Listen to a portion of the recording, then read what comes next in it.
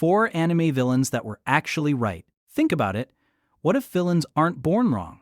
What if they're just people who reached conclusions we're scared to accept? At what point does evil start sounding reasonable? First, Madara Uchiha. Society calls him a tyrant drunk on power. But listen closely, his question is simple. Why keep living in a world that only knows pain? If free will only leads to endless war, is forcing peace really the greater sin? Of course, deciding happiness for everyone crosses a line. But ask yourself, how many wars does freedom justify? And then there's Meruem, a monster, they say. Yet he looks at humanity and asks why strength doesn't equal responsibility. Why the powerful exploit the weak and call it order. He goes too far by playing God. But weren't humans already doing that? Eren Yeager is labeled a genocidal maniac. But what if the world corners you until survival itself becomes immoral? At what point does protecting your people turn you into history's villain? He chose certainty over hope, and that's terrifying, because it works. Finally, Lelouch Lamperouge, a manipulator, a liar. Yet he understood one brutal truth. The world doesn't unite without a common enemy, so he became one. Too controlling,